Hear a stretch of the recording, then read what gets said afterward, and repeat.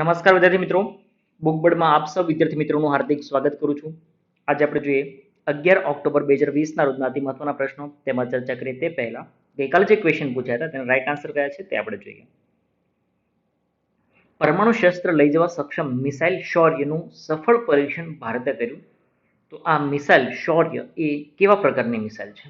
તો મિસાઇલ છે તે સરફેસ ટુ સરફેસ મિસાઇલ છે. એએઆઈ એરપોર્ટ ઓથોરિટી ઓફ ઇન્ડિયાનું પ્રથમ 100% સૌર સંચાલિત એરપોર્ટ પુડુચેરી બન્યું છે. પુડુચેરી એરપોર્ટ. બાપુ ધ અનફોર્ગેટેબલ નામની કોફી ટેબલ બુક કોણે લોન્ચ કરી છે? તો દિલ્હીના નાયબ મુખ્યમંત્રી મનીષ સિસોદિયાએ લોન્ચ કરી છે. સુજલામ સુફલામ જળ સંચય યોજના કયા વર્ષે લોન્ચ કરવામાં આવી હતી? 2018માં લોન્ચ કરવામાં આવી હતી. સરકાર ખેડૂતો માટે ટેકાના ભાવ વર્ષમાં કેટલી વખત બહાર પાડે છે? તો વર્ષમાં 2 વખત બહાર પાડવામાં આવે છે.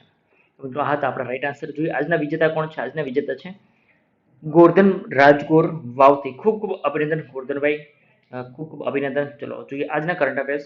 અને તે પહેલા ચર્ચા કરીશ કે આપણે જે બીબીસીએલ બુક બર્ડ ચેમ્પિયન્સ લીગ રમવા જઈ રહ્યા છીએ તે ખૂબ ઓછા સમયમાં આપણે સ્ટાર્ટ કરીશું. એન્ડ એજ્યુકેશનલ ટેસ્ટ સિરીઝ કે જેમાં 12 સબ્જેક્ટના આ પ્રકારે 12 સબ્જેક્ટ છે એ આખું તમને ડિટેલ આપી દેવામાં આવશે. શોર્ટ ટાઈમમાં શેડ્યુલ આપી દેવામાં આવશે કઈ રીતે આપણે રમવાના છે તે.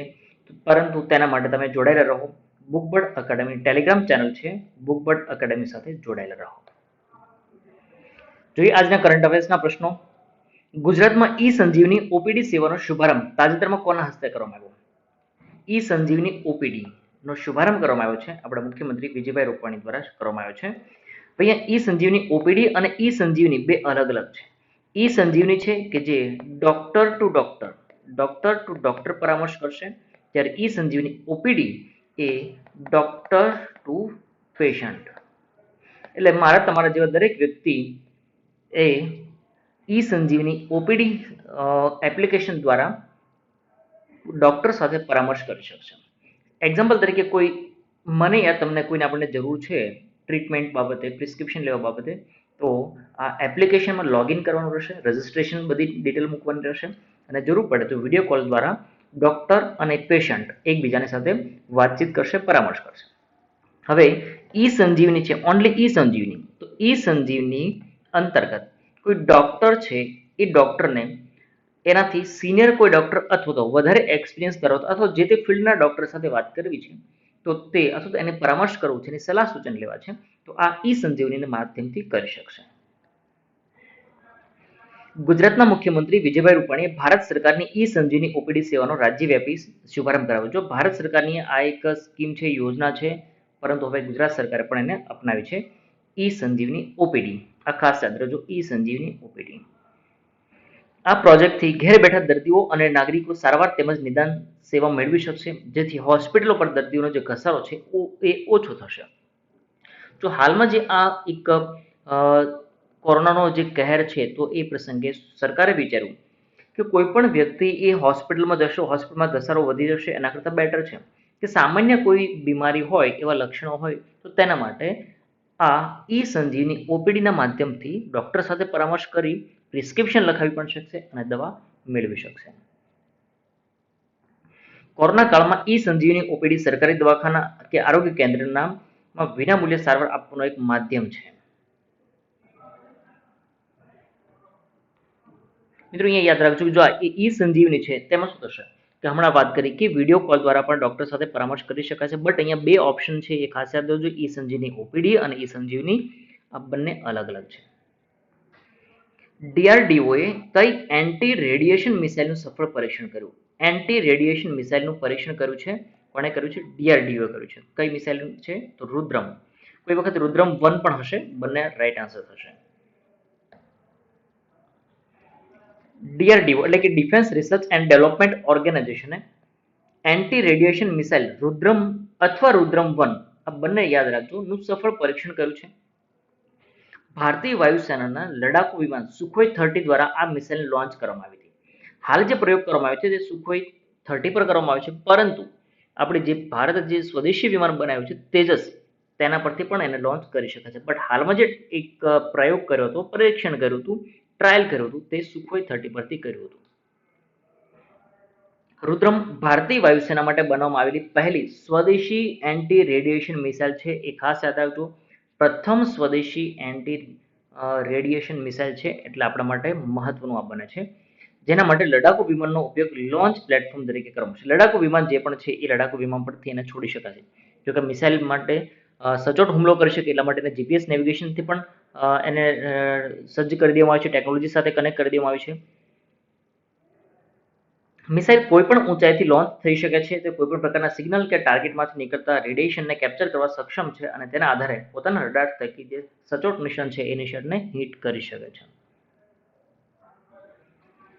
ભારતના સૌથી ઝડપી સુપર કમ્પ્યુટર પરમ સિદ્ધિ એઆઈ પરમ સિદ્ધિ આર્ટિફિશિયલ ઇન્ટેલિજન્સને કઈ સંસ્થા કમિશન કરશે? કઈ સંસ્થામાં સામેલ કરવામાં આવશે? તો સીડેક. સીડેકનું પૂરું નામ શું થશે? Centre for development of advance computing. ભારતનું સૌથી ઝડપી HPC AI સુપર કમ્પ્યુટર પરમ સિદ્ધિ એઆઈ શરૂ કરશે. સીડેકના વૈજ્ઞાનિક અને પ્રોગ્રામ ડિરેક્ટર અભિષેક દાસ એમણે કહ્યું છે કે આ એમની પહેલ છે HPC AI ઇન્ફ્રાસ્ટ્રક્ચર ડેવલપમેન્ટ. તો HPC એટલે શું થશે? તો high performance computing artificial intelligence. તો આ એમની એક પહેલ છે અભિષેક દાસ એ સીડેકની. તેમણે આ વિચારની કલ્પના કરી હતી અને ભારતના સૌથી મોટા HPC AI ઇન્ફ્રાસ્ટ્રક્ચર માટે આર્કિટેક્ટની રચના કરી છે. જો હવે આ સીડેક છે એ મુખ્ય મથક એનું પુણે આવેલું છે. જો કે એ સિવાય અન્ય ઘણા બધા સેન્ટરો અને રિજનલ સેન્ટર પણ આવેલા છે. હવે આ કમ્પ્યુટરથી ભારતને શું ફાયદો થશે? તો કમ્પ્યુટરથી ભારતને વૈશ્વિક આર્ટિફિશિયલ ઇન્ટેલિજન્સ અને સુપર કમ્પ્યુટિંગ અને કોઈ પણ સંશોધન છે અથવા તો નવાચાર બાબતે ભારતને અગ્રગણ્ય દેશોમાં એને સ્થાન અપાવશે. High performance computing artificial intelligence super computer 210 EI petaflops એટલે કે 6.5 પેટાફ્લોપ્સ પીક ડીપીની ઝડપ ધરાવે છે. એની એક કમ્પ્યુટરની સ્પીડ માપવા માટેનો એકમ છે, આટલી સ્પીડ ધરાવે છે. તો સીડેકની વાત કરીએ તો સીડેકના ડિરેક્ટર કોણ છે? હાલમાં હેમંત દરબારી છે. સીડેકની સ્થાપના 1988માં કરવામાં આવી હતી. 1988માં. જો કે એની નેમ તો 1987માં રાખી દેવામાં આવી હતી. ત્યારે નામ હતું સીડેક ટી technology centre for development of advance computing technology એનું નામ હતું. ત્યારબાદ 1988માં એને નામ ચેન્જ કરી અને સીડેક નામ રાખવામાં આવ્યું છે.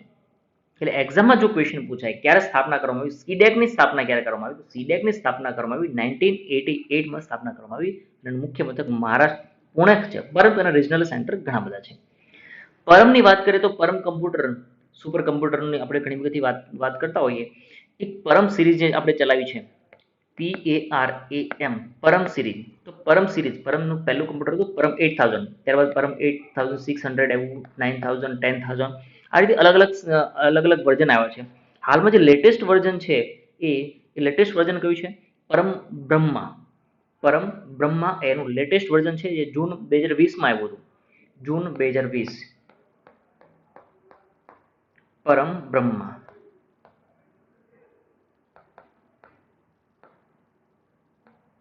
એનું લેટેસ્ટ વર્ઝન છે. પરમનો મિનિંગ શું થાય છે? પરમ એક સંસ્કૃત શબ્દ છે.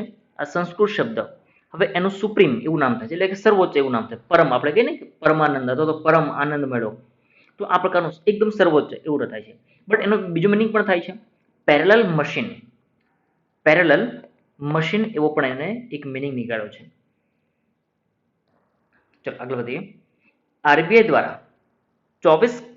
દ્વારા 24 કલાક માટે આરટીજીએસની સુવિધા ક્યારથી શરૂ કરવામાં આવશે?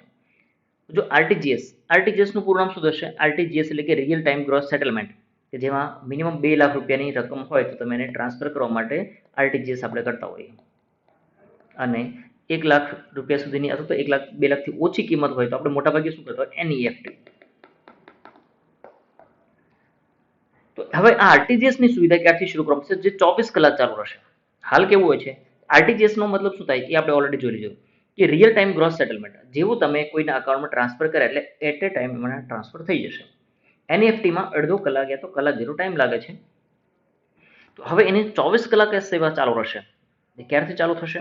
તો ચાલુ થશે ડિસેમ્બર 2020થી, એટલે કે આ વર્ષના ડિસેમ્બરથી શરૂ થશે. એનાથી ફાયદો શું થશે? તો ફાયદો એ થશે કે જે ભારતીય આપણું નાણાં બજાર છે અને વૈશ્વિક નાણાં બજાર, તો બંને સાથે સંકળાઈ શકાય. ભારતીય રિઝર્વ બેંક દ્વારા ભારતમાં 24 કલાક આરટીજીએસની સુવિધા ડિસેમ્બર 2020 થી શરૂ કરવામાં આવશે. જો આપણું ભારતનું નાણાં કોઈ સપોઝ કે માની લો કે કોઈ અમેરિકાની કોઈ વ્યક્તિના તો વિશ્વના કોઈ પણ અન્ય દેશના વ્યક્તિઓને આપણે પૈસા ટ્રાન્સફર કરવા છે અથવા તો આપલે કરવા છે પૈસા, તો એટ એ ટાઈમ અથવા તો કોઈ પણ સમય આપણે જે ટ્રાન્સફર કરવા છે તો આરટીજીએસની સુવિધા આપણે હવે 24 કલાક સુધી કરી શકીશું. એટલે કે 24 કલાકમાં કોઈ પણ સમય આપણે કરી શકીશું. હાલ આરટીજીએસ સુવિધા માત્ર બેંકોના ચાલુ દિવસોમાં એટલે કે જે વર્કિંગ ડેઝ હોય છે એમાં સવારે 7 થી સાંજના 6 વાગ્યા સુધી કાર્યરત હોય છે, પરંતુ ડિસેમ્બર 2020 થી હવે એને 24 કલાક ચાલુ રાખવામાં આવશે. મિત્રો તમને કદાચ યાદ હશે કે એનઈએફટી, આપણે જે એનઈએફટી એટલે કે નેશનલ ઇલેક્ટ્રોનિક્સ ફંડ ટ્રાન્સફર, તો આ એનઈએફટી હવે 24 કલાક સુધી ચાલુ છે. ક્યારથી ચાલુ કરવામાં આવ્યું? ડિસેમ્બર 2019 થી. ચલો મિત્રો, આરટીજીએસ ની વાત કરી તો એક વખત વાત કરી લઈએ એનઈએફટી કે જેમાં મિનિમમ ₹1 ટ્રાન્ઝેક્શન થાય છે. એનઈએફટીમાં મિનિમમ કેટલા? ₹1 અને આરટીજીએસમાં મિનિમમ કેટલી રકમ? મિનિમમ ₹2 લાખ. એક વખત સિનિયર ક્લર્કની એક્ઝામમાં આ ક્વેશ્ચન પૂછ્યો હતો કે આરટીજીએસની લિમિટ, મિનિમમ લિમિટ કેટલી છે, એટલે કે ઓછામાં ઓછું કેટલી રકમ ટ્રાન્સફર કરી શકાય છે. તો મિનિમમ એટલે કે ઓછામાં ઓછા ₹2 લાખ ટ્રાન્સફર કરી શકે. એટલે 2 લાખથી 2 લાખ અથવા 2 લાખથી વધારે ટ્રાન્સફર કરવા હોય તો જ તમે આરટીજીએસ કરી શકો. 1,30,000 ટ્રાન્સફર કરવા છે તો એના માટે આરટીજીએસ ના થાય. એના માટે શું કરવું પડશે? એનઈએફટી થશે. અથવા તો બીજો ઓપ્શન પણ છે આપણી પાસે, આઈએમપીએસ. આઈએમપીએસમાં ₹2 લાખ પર ટ્રાન્ઝેક્શન, 2 lakhs પર ટ્રાન્ઝેક્શન એ કરી શકાય છે. ચલો મિત્રો, એ આપણે આઈએમપીએસ નું પૂરું નામ શું થશે? થોડા નામ જે કંઈ યાદ આવે છે એ જોઈ લઈએ. આઈએમપીએસ એટલે કે immediate payment service, UPI. UPI નું પૂરું નામ શું થશે? Unified payment interface. ત્યારબાદ ભીમનો ક્વેશ્ચન પણ એક વખત પૂછાઈ ગયો હતો. આઈ થિંક બિન સચિવાલયની કોઈ એક્ઝામ જ ક્વેશ્ચન પૂછાય તો ભીમનું પૂરું નામ શું થશે? ભીમનું પૂરું નામ થશે ભારત ઇન્ટરફેસ ફોર મની. આ બધું જ સંચાલન કોણ કરે છે? એનપીસીઆઈ. એનપીસીઆઈ નું પૂરું નામ શું થશે? National payments corporation of India. ચલો, આટલા નામ યાદ આવે છે, ત્યારબાદ ક્યારેક પછી યાદ આવશે એ પ્રકારે આપણે જોતા રહીશું. ભારતના પ્રથમ એડવાન્સ મેન્યુફેક્ચરિંગ હબની સ્થાપના તાજેતરમાં કયા રાજ્યમાં કરવામાં આવી? એડવાન્સ મેન્યુફેક્ચરિંગ હબની સ્થાપના કરવામાં આવી કયા રાજ્યમાં કરવામાં આવી છે? તો તમિલનાડુ ખાતે કરવામાં આવી છે. તમિલનાડુની nodal investment promotion and facilitation agency અને વર્લ્ડ ઇકોનોમિક ફોરમ એમણે બંને સાથે મળીને તમિલનાડુમાં દેશનો આ પ્રકારનો પ્રથમ એડવાન્સ મેન્યુફેક્ચરિંગ હબ સ્થાપિત કર્યો છે. આ હબ તમિલનાડુના સૌર ઉર્જા, ઇલેક્ટ્રિક મોબિલિટી અને કાપડ જેવા આ પ્રકારના વિવિધ ક્ષેત્રોમાં એને મદદરૂપ સાબિત થશે. જો હવે આ શું થયું કે world economic forum, WEF, world economic forum એમણે ડિઝાઇન કરેલા જે અલગ અલગ પ્રકારના 19 જેટલા પ્લેટફોર્મ છે એ પૈકીનું આ એક પ્લેટફોર્મ છે. રાજ્યમાં ઔદ્યોગિક ક્રાંતિ દ્વારા લાવવામાં આવેલી પ્રાદેશિક તકોની ઓળખ થશે અને ઉત્પાદન ક્ષેત્રે પણ વેગ મળશે. જો હવે શું થયું કે અહીંયા આ પ્રકારનું એક મોબિલિટી, અહીંયા ઇન્વેસ્ટમેન્ટ થશે, ફેસિલિટી વધશે, વર્લ્ડ ઇકોનોમિક ફોરમ પણ અહીંયા સાથે સાથે ઇન્વેસ્ટ કરી રહ્યું છે, એટલે કે એને સપોર્ટ કરી રહ્યું છે. તો આ આખી નવી જે ટેકનિક નવી આવશે એનાથી ફાયદો શું થશે કે લોકલ જે લોકો છે, સ્થાનિક લોકો છે, એને પણ ઘણો બધો ફાયદો થશે. અન્ય રાજ્યો છે, એક્ઝામ્પલ તરીકે લઈએ આપણું ગુજરાત રાજ્ય, તો ગુજરાત રાજ્યમાં એટલા બધા બિઝનેસ ઉદ્યોગો છે, તો આ પ્રકારના અન્ય રાજ્યો પણ આ પ્રકારની ઇન્વેસ્ટ કરી રહ્યા છે. ઇવન કે ઉત્તર પ્રદેશ પણ ઘણી બધી આ પ્રકારની પોલિસી લાવ્યું છે. તો અહીંયા જે સ્થાનિક લોકો છે એનામાં જે કુશળતા રહેલી છે એ પણ બહાર આવશે. મેક ઇન ઇન્ડિયા જેવી મેન્યુફેક્ચરિંગ પહેલ શરૂ કરવાથી ભારતને તેના ઉત્પાદન ક્ષેત્રે મોટા પાયે વધારો કરવામાં પણ મદદ મળશે. આપણે જે એક આત્મનિર્ભર ભારત હતો તો મેક ઇન ઇન્ડિયા, તો આ મેક ઇન ઇન્ડિયા અને આત્મનિર્ભર ભારત આવા બધા જે આપણા સપના છે અથવા તો આપણે જે પ્લાનિંગ છે, તો પ્લાનિંગમાં પણ ઘણો બધો ફાયદો થશે. અને એનાથી ફાયદો બીજો શું થશે?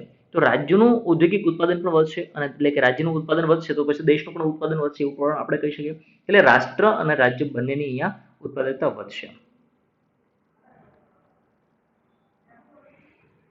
કયા રાજ્યમાં તાજેતરમાં આઇનોક્સ ઓક્સિજન પ્લાન્ટનું ઉદ્ઘાટન કરવામાં આવ્યું? આઇનોક્સ ઓક્સિજન પ્લાન્ટનું ઉદ્ઘાટન કરવામાં આવ્યું. ક્યાં કરવામાં આવ્યું છે? આપણે અહીંયા જોઈ શકો છો કે યોગી આદિત્યનાથ એનું ઉદ્ઘાટન કર્યા છે ઉત્તર પ્રદેશ. ઉત્તર પ્રદેશના મુખ્યમંત્રી યોગી આદિત્યનાથે તાજેતરમાં એક નવા ક્રાયોજેનિક પ્લાન્ટનું ઉદ્ઘાટન કર્યું જે આઇનોક્સ એર પ્રોડક્ટ દ્વારા શરૂ કરવામાં આવ્યો છે. કોના દ્વારા શરૂ કરવામાં આવ્યો છે? આઇનોક્સ એર પ્રોડક્ટ્સ દ્વારા એને શરૂ કરવામાં આવ્યો છે.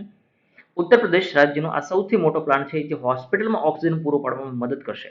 જો હોસ્પિટલમાં ઓક્સિજન પૂરો પાડવામાં હાલ જે ઓક્સિજનની કમી રહી છે COVID-19ના કારણે, યસ આપણે અગાઉ પણ એક વખત વાત કરી ચૂક્યા છીએ કે મહારાષ્ટ્ર રાજ્યમાં જે ઓક્સિજન સપ્લાય પૂરો પાડે છે એ બધે વાહન છે એને 1 વર્ષ માટે મેડિકલનો એમ્બ્યુલન્સનો દરજ્જો આપવામાં આવે છે. એટલે કે એવા કોઈ વાહન છે કે જે ઓક્સિજન સપ્લાય કરે છે તો એવા વાહનને અહીંયા મેડિકલનો દરજ્જો એમ્બ્યુલન્સનો દરજ્જો આપ્યો છે. એટલે કે એને કોઈ રોકટોક કરી શકાશે નહીં. હાલ જે ઓક્સિજન સપ્લાય પણ પૂરો પાડશે આ એક અતિ ઉચ્ચ હવા શુદ્ધતાનો પ્લાન્ટ છે કે જેની ક્ષમતા એક દિવસ એટલે કે રોજની 150 ટન છે. આ પ્લાન્ટ એ પ્રવાહી ઓક્સિજનની ઉત્પાદન ક્ષમતા વધારશે જે 115 મેટ્રિક ટન છે હવે વધીને 265 મેટ્રિક ટન થશે. પ્રવાહી ઓક્સિજન, પ્રવાહી નાઇટ્રોજન અને પ્રવાહી આર્ગન પણ ઉત્પન્ન કરશે. એનાથી બીજો ફાયદો શું થશે? તો આ પ્લાન્ટ જે છે એનાથી શું થશે કે જે ઓક્સિજનની જરૂરિયાત છે એ ઓક્સિજનની જરૂરિયાત એ પૂરી પડશે. તબીબી ઓક્સિજનની જે માંગ અને જરૂરિયાત છે એને પણ અહીંયા ફૂલફિલ કરવામાં આવશે. જો આપણે જે રીતે વાઇબ્રન્ટ સમિટ યોજાય છે એ જ પ્રકારે 2018માં ઉત્તર પ્રદેશ સરકારમાં ઇન્વેસ્ટર સમિટ યોજવામાં આવી હતી. ઇન્વેસ્ટર સમિટ 2018 એ જ સમય દરમિયાન આઇનોક્સ એર પ્રોડક્ટ અને ઉત્તર પ્રદેશ વચ્ચે એક MOU થયા હતા અને MOUના આ કાર્યક્રમને આધારે આ એક પ્લાન્ટ સ્થાપવામાં આવ્યો છે. પ્લાન્ટ એક્ઝેક્ટ ક્યાં સ્થાપવામાં આવ્યો છે? પ્લાન્ટ સ્થાપવામાં આવ્યો છે ગાઝિયાબાદના મોદીનગર ખાતે. ભારતીય કપાસની પહેલી બ્રાન્ડના લોગોનું અનાવરણ કરવામાં આવ્યું. આ બ્રાન્ડનું નામ જણાવો. એક નવી બ્રાન્ડ એટલે કે એક પ્રથમ એવી બ્રાન્ડ છે કપાસની, કોટનની બ્રાન્ડ. એનું નામ કેવું રાખવામાં આવ્યું છે? અહીંયા જોઈ શકો, કસ્તુરી કોટન ઇન્ડિયા. કસ્તુરી કોટન કોણે કર્યું છે ઓપનિંગ? તો આપણે જે કાપડ મંત્રી છે કેન્દ્રીય કાપડ મંત્રી સ્મૃતિ ઈરાની એમણે કર્યું છે. વિડીયો કોન્ફરન્સના માધ્યમથી કર્યું છે. 7 ઓક્ટોબર 2020ના રોજ કેન્દ્રીય કાપડ મંત્રી સ્મૃતિ ઈરાનીએ વિડીયો કોન્ફરન્સિંગ દ્વારા વર્લ્ડ કોટન ડે કેટલામો યોજાયો? બીજો. પ્રથમ ક્યારે યોજાયો હતો? તો પ્રથમ યોજાયો તો આ વર્ષે 2020માં પ્રથમ. બીજો છે તો પહેલો ક્યારે ઉજવાયો હોય? 2019માં. તો બીજો વર્લ્ડ કોટન ડે પર ભારતીય કપાસની પ્રથમ બ્રાન્ડ તેમજ લોગો લોન્ચ કર્યા. બ્રાન્ડનું નામ કયું છે? બ્રાન્ડનું નામ છે કસ્તુરી અને લોગો ઓલરેડી આપણે જોઈ ચૂક્યા. આ પ્રકારનો લોગો એમણે રજૂ કર્યો છે. જે વિશ્વના કોટન બિઝનેસમાં કસ્તુરી કપાસ તરીકે ઓળખવામાં છે અને નામ કયું આપવામાં આવ્યું છે? કસ્તુરી કોટન નામ આપવામાં આવ્યું છે. કસ્તુરી કપાસ એ તેજસ્વી, સફેદ, તેજ, નરમતા, શુદ્ધતા, ભલાઈ અને ભારતીયવાદનું આ એક પ્રતિનિધિત્વ માનવામાં આવશે, એટલે એનું પ્રતીક માનવામાં આવશે. CII એટલે કે cotton corporation of India, cotton corporation of ઇન્ડિયાએ કપાસ ઉત્પાદકો માટે 430 ખરીદ કેન્દ્રો પણ ખોલ્યા છે. જો આ MSP છે એ પણ આ વખતે ઘણી બધી સારી આવી છે. મિનિમમ સપોર્ટ પ્રાઇસ એટલે કે ઓછામાં ઓછા આટલા રૂપિયા MSP મિનિમમ સપોર્ટ પ્રાઇસ. હાલમાં જે કૃષિ બિલનો જે વિરોધ થયેલો છે એ પણ આની સાથે સંકળાયેલો છે. એટલે કે એક્ઝામ્પલ તરીકે આપીશ, એક્ઝામ્પલ એક એવું લઈ શકું કે સપોઝ કે મેં આ વખતે કોટન જેટલું પણ મેં કપાસનું ઉત્પાદન કર્યું, તો કપાસનું ઉત્પાદન કર્યું તો મને ખબર નહીં હોય ને કે હવે કેટલો ભાવ આવશે. તો કદાચ જેને ખરીદી કરવી છે તે શું કહેશે કે કપાસનો ભાવ 20 કિલોના ભાવ 1000 રૂપિયા કહેશે. તો સરકાર કહેશે કે તમારું જેટલો પણ ખર્ચો થયો છે, ઇન્વેસ્ટ કર્યું છે અથવા જે પણ મજૂરી થઈ છે એ બધું જોતા પ્રતિ 20 કિલોનો ભાવ 1250 રૂપિયા રહેશે. તો હવે શું થશે કે કોઈ પણ વ્યક્તિ 1250 કરતાં ઓછી કિંમતે નહીં ખરીદી શકે. અગર કોઈ ખરીદે છે તો કંઈ વાંધો નહીં, પ્રાઇવેટમાં વેચ્યું છે. પણ એપીએમસી છે, એપીએમસીમાં કેટલા પ્રાઇસ મળશે? 1250 રૂપિયા મળશે. તો હાલ જે કૃષિ બિલ જે એનો વિરોધ થઈ રહ્યો છે એમાં આ વસ્તુ છે કે MSPનો કોઈ ઉલ્લેખ કર્યો નથી. તો અહીંયા ખેડૂતોને થોડો લોસ થશે. થોડો નહીં પણ એવું કહી શકાય ખેતીવાડી ભાંગી પડશે. તો આ પ્રકારનો MSPનો ભાવ પણ આ વખતે સારા એવા રાખ્યા છે. 430 ખરીદ કેન્દ્રો પણ એમને ખોલ્યા છે. અને ખેડૂતોને જે આ MSPના આધારે એપીએમસીની જે ખરીદી કરવામાં આવી છે એને 72 કલાકની અંદર ખેડૂતોને ડિજિટલ ચૂકવણી પણ કરી આપવામાં આવે છે. CII દ્વારા મોબાઈલ એપ્લિકેશન કોટ એલી પણ વિકસાવવામાં આવી છે. જેથી ફાયદો શું થશે? તો હવામાનની સ્થિતિ હોય, પાકની સ્થિતિ, કૃષિ માટેની જે નવીન ટેકનોલોજી હોય તો માહિતી એ પણ મળી રહેશે. વર્લ્ડ કોટન ડે દર વર્ષે 7 ઓક્ટોબરના રોજ ઉજવવામાં આવે છે. આ દિવસે United Nations Food and Agriculture Organisation એટલે કે FAO અને વર્લ્ડ ટ્રેડ ઓર્ગેનાઇઝેશન દ્વારા યુનાઇટેડ નેશન્સ કોન્ફરન્સના 2019માં પ્રથમ વખત આ દિવસની ઉજવણી કરવામાં આવી હતી. એટલે કે પ્રથમ વખત ક્યારે ઉજવાયો હતો કોટન ડે અથવા વર્લ્ડ કોટન ડે? તો 2019માં અને હાલમાં 2020માં બીજો ઉજવાયો છે. જો કોટનની વાત કરીએ તો આપણે ભારત ખેડૂત પ્રધાન દેશ છે. તો કોટનની જે આપણે ઉત્પાદન કરીએ છીએ, નિકાસ કરીએ છીએ, એમાં ભારતનો ક્રમ કેટલામો છે? તો ભારતમાં સૌથી એવું કહી શકાય કે વિશ્વનો સૌથી મોટો ગ્રાહક પણ છે અને કપાસના ઉત્પાદનમાં સેકન્ડ ક્રમ છે અને કન્ઝ્યુમિંગમાં એટલે કે ઉપભોક્તા તરીકે પણ સૌથી મોટો દેશ છે. 6 મિલિયન ટન કાપડનું આપણે ઉત્પાદન કરીએ છીએ. અને એ રીતે જોવા જઈએ તો વિશ્વમાં આપણે ભારતનો ક્રમ કેટલામો છે? કોટનમાં 23મો ક્રમ બને છે. જો કે આપણે ભારત એ ઓર્ગેનિક કપાસ જે વાવે છે એની દ્રષ્ટિએ વાત કરીએ તો વિશ્વમાં જેટલો પણ ઓર્ગેનિક કોટન ઉગે છે અથવા તો ઉગાડવામાં આવે છે, ઉત્પાદન થાય છે, તેનું 51% ઓર્ગેનિક એટલે કે જૈવિક કપાસ એ ભારતમાં ઉત્પન્ન થાય છે.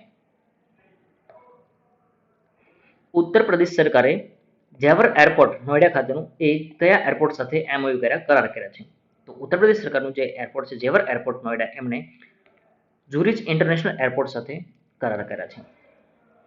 ઉત્તર પ્રદેશ સરકારે ઝેવર એરપોર્ટ નોઈડાનું છે તેને ઝુરિચ ઇન્ટરનેશનલ એરપોર્ટ સ્વિટ્ઝરલેન્ડની છે તેની સાથે કરાર કર્યા છે. ઝુરિચ એરપોર્ટ ઇન્ટરનેશનલ પ્રતિનિધિઓ સાથે 40 વર્ષના સમયગાળા માટે આ કરાર કરવામાં છે. કેટલા વર્ષના? 40 વર્ષના કરાર કર્યા છે કે જેમાં આંતરરાષ્ટ્રીય વિમાનની ડિઝાઇન, વિમાન મથક જે બનશે, આંતરરાષ્ટ્રીય વિમાન મથક એરપોર્ટ બનશે એની ડિઝાઇન, બિલ્ડિંગ અને તેના મેનેજમેન્ટ સંચાલન માટેના આ પ્રકારના MOU કરવામાં આવ્યા છે. તો આ MOU કર્યા છે એમાં શું કહેવામાં આવે છે? PPP પબ્લિક પ્રાઇવેટ પાર્ટનરશિપના આધારે કરવામાં આવશે કે જે 2024ના વર્ષ સુધીમાં એ કાર્યરત થઈ જશે.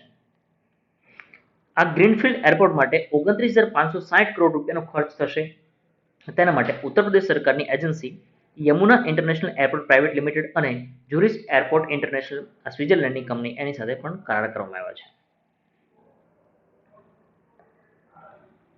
ચલો જોઈએ આગળનો ટોપિક જોઈએ. રેપો રેટમાં કોઈ બદલાવ થયો નથી. રેપો રેટ કેટલો રાખવામાં આવે છે? 4% અને રિવર્સ રેપો રેટ કેટલો રાખવામાં આવે છે? 3.5%. ચલો હવે આ એક સાલ બહુ કન્ફ્યુઝન છે, રેપો રેટ અને રિવર્સ રેપો રેટ. ચલો ઈમાનદારીથી લખજો કોને કેટલાને ખબર છે રેપો રેટ એટલે શું અને રિવર્સ રેપો રેટ એટલે શું. બહુ મગજમારી છે, આ માથાનો દુખાવો છે. ખરેખર પ્રમાણિકતાથી લખજો કોને કોને ખબર છે રેપો રેટ કેટલાને ખબર છે અને રિવર્સ રેપો રેટ કેટલાને ખબર છે. તો તમારી જે કાલે જે કમેન્ટ હતી, ડિમાન્ડ હતી કે મેન્ટી પર ક્વિઝ રમાડો, ચલો આપણે એ પણ કરીશું, બટ એકાદ વીકનો સમય લાગી શકે તેમ છે. તો નેક્સ્ટ વીકથી આપણે કદાચ, શ્યોર નથી કહેતો, બટ જ્યારે પણ અનુકૂળતા હશે ત્યારે મેન્ટી પર આપણે ક્વિઝ રમીશું, લાઈવ ક્વિઝ રમીશું. બટ ચલો હજુ પણ જેને કોઈને ખબર હોય અથવા તો યાદ આવતું હોય તો રેપો રેટ એટલે શું અને રિવર્સ રેપો રેટ એટલે શું ફટાફટ કમેન્ટમાં આન્સર કરો. રેપો રેટ કેટલો રાખવામાં આવે છે? 4% રાખવામાં આવે છે અને રિવર્સ રેપો રેટ 3.35% યથાવત રાખવામાં આવે છે, એટલે કે એઝ ઇટ ઇઝ રાખવામાં આવે છે. આરબીઆઈએ મુખ્ય વ્યાજદર રેપો રેટમાં કોઈ બદલાવ કર્યો નથી. રેપો રેટને 4% યથાવત રાખ્યો છે અને રિવર્સ રેપો એ 3.35% યથાવત રાખ્યો છે. ચલો તમને થોડું કન્ફ્યુઝન હોય તો એ કન્ફ્યુઝન દૂર કરીએ. રેપો રેટ એટલે શું અને રિવર્સ રેપો રેટ એટલે શું? જો હવે આ ટેકનિક સમજ્યા પછી જેને ખબર ના પડે ને રેપો રેટ એટલે શું અને રિવર્સ રેપો રેટ એટલે શું, તો મને કોલ કરજો. એટલા માટે કે તમને ધમકાવવા છે એટલા માટે. ચલો રેપો રેટ એટલે શું? એક્ઝામ્પલ તરીકે લઈએ. આરબીઆઈ અને બેંક. આરબીઆઈ આપણે સમજીએ બુકબર્ડ. આરબીઆઈ એટલે બુકબર્ડ સમજીએ અને બેંક એટલે સમજીએ તમે અથવા તો સ્ટુડન્ટ. હવે જ્યારે પણ બુકબર્ડ એ સ્ટુડન્ટને અથવા તો બેંકને કેશ આપે છે, પૈસાની જરૂર છે તો કેશ આપે છે, તો બદલામાં શું આપશે? બેંક એને વ્યાજ આપશે. તો આને શું કહેવાશે? રેપો રેટ કહેવાશે. હવે એવું બને છે કે બુકબર્ડ કંઈક નવું કરે છે, વધારે ઇન્વેસ્ટ કરે છે, કંઈક નવું પ્લાનિંગ કરે છે, તો હવે બુકબર્ડને જરૂર પડે છે, બુકબર્ડને કેશની જરૂર પડે છે અને સ્ટુડન્ટ એ બુકબર્ડને ફાઇનાન્સ કરે છે. તો બુકબર્ડ રિટર્નમાં શું આપશે? ઇન્ટરેસ્ટ આપશે, વ્યાજ આપશે. તો એને શું કહેવાશે?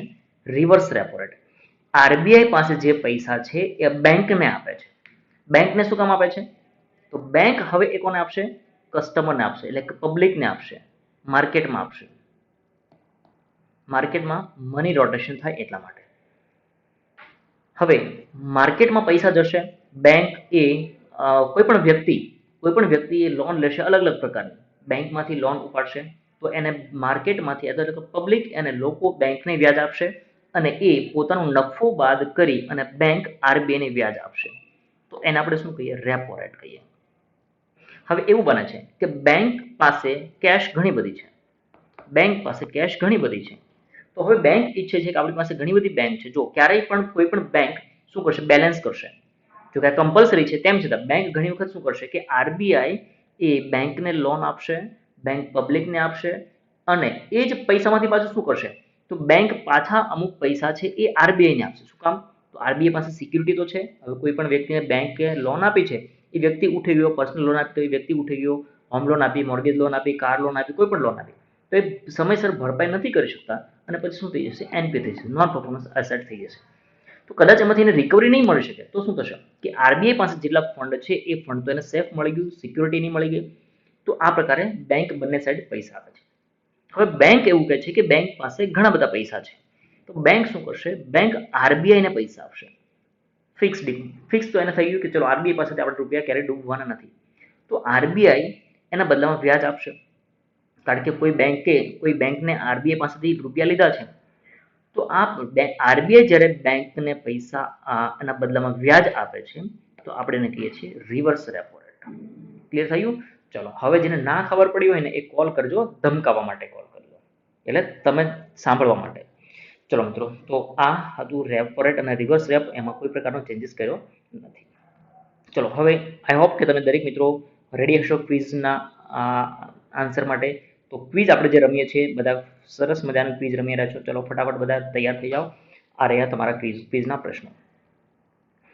દર વર્ષે ઇન્ટરનેશનલ ડે અગેન્સ્ટ ન્યુક્લિયર ટેસ્ટની ઉજવણી ક્યારે કરવામાં આવે છે? હોકીના જાદુગર ને કયા વર્ષે ભારત સરકારનો બીજા નંબરનો સર્વોચ્ચ નાગરિક એવોર્ડ આપવામાં આવેલો? ગુજરાત સરકારે કોરોનાની પરિસ્થિતિ અંગે તેમજ આર્થિક પુનઃનિર્માણ અને રાજકોષીય ફિસ્કલ પુનર્ગઠનની ભલામણો માટે કોની અધ્યક્ષતામાં કમિટી રચી? આ ક્વેશ્ચન તમારા માટે ખાસ આઈએમપી છે. G7ની 46મી બેઠકના આયોજક દેશનું નામ જણાવો. CDECનું પૂરું નામ જણાવો. તો આ 5 પ્રશ્નો રાઈટ આન્સર કયા છે એ તમારે આપણા વોટ્સઅપ નંબર પર મેસેજ કરવાનો છે. તો મિત્રો આ હતા આપણા 11 ઓક્ટોબર 2020ના રોજના અતિ મહત્વના પ્રશ્નો, તેના વિશે આપણે ચર્ચા કરી. મળીએ નેક્સ્ટ વિડીયોમાં. થેન્ક યુ ફોર વોચિંગ બુબર્સ કરંટ અફેર.